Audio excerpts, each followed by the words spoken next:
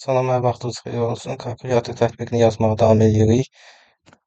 Mən kalkulyator tətbiqini işlədən zaman orada bəzi problemlər aşkar elədim. Tətbiqi işə salaq, baxaq problem nədir və bir yerdə problemi həll eləməyə, yəni problemin səbəbini tapıb həll eləməyə çalışaq. Proqramımız işə düşsün. Deməli, mən hər hansısa bir vurma əməliyyatını icra eləmək istəyirəm. 6-nı vururam, məsələn 7-yə cavab çıxır 42, problem yoxdur, düz işləyir. Məsələn 5-i vururam 8-ə, 40 düz işləyir. Amma belə bir problem yaranır. Məsələn 9-u vurmaq istəyirəm 10-a. Bərabər basıram, cavab yenidən 9 çıxır. Və yaxud 95-i bölmək istəyirəm 10-a, cavab 9 çıxır. Eyni zamanda 9-u 11-ə vuranda cavab yenidən, yəni 9 çıxır. Bunu bilmək üçün mənim rəqəmləri harda göndərdiyimi, əməliyyatı onu tapırıq. Deməli, calculate loop funksiyam var. Operatorumu, yəni ki, vurmağımı mən burada göndərirəm. Burada bu forun içində dövr eləyir. Burada əgər if şərti vermişəm, input, mənim inputum əgər, məsələn, operatorumu içində varsa, bura daxil olur. Birinci operandı götürür, ikinci operandı götürür, operatoru götürür və onu göndərir harada. Burada göndərir calculate funksiyasının içinə. Mən də burada loqlamışam. Yəni prosesi izləmək üçün operand 1-mi də operand 2-mi də operatorumda loqa göndərmişəm ki, mən görüm ki, proses icra olunan vaxt proqramıma hansı dəyərlər gedir.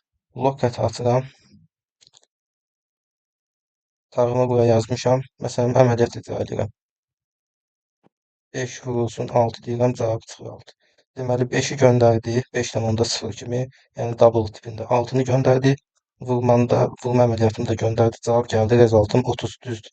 İndi bayaqki problemə baxaq, görək onda necə gedir ki, proses cavab düzgün çıxmır. 9-u vururuq 10-a, bərabər edirik. Deməli, baxaq buradakı 9-u göndərir. Burada isə problem buradaymış. 10 kimi yox. Yəni mən bura 10 yazıram, amma burada 10 kimi yox, 1,0 kimi göndərir dəyəri. Yəni ikinci operandımı düzgün göndərmir. Neynirəm? Gəlirəm bura.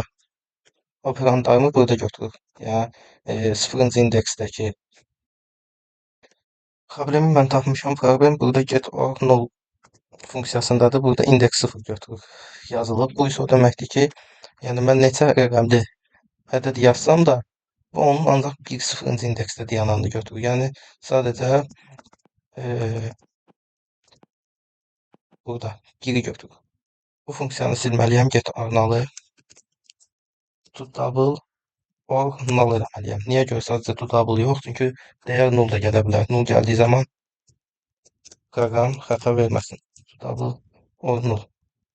Proqramı yenidən işə salıram. Bu zaman isə artıq problemsiz işləməlidir. 9-u vururam 10-a. 90. Gördüyünüz kimi problem aradan qalxdı. Bölürəm 10-a. 9,5 və yaxud isə bütün hallarda cavabı 9,0 kimi çıxarırdı. Bu əlbəttə ki, tam işlək bir kalkulyator deyil. Burada mən bunu kodlarını kitabda paylaşmışam. Burada təkmilləşdirmələr apara bilərsiniz. Məsələn, istifadəçi burada butona klik olunanda klik hadisəsini hiss etmir. Yəni normalda necə baş verir? Məsələn, baxaq Windows'un kalkulyatoruna. Bu arada ona da oxşardır bizim kalkulyatorumuz.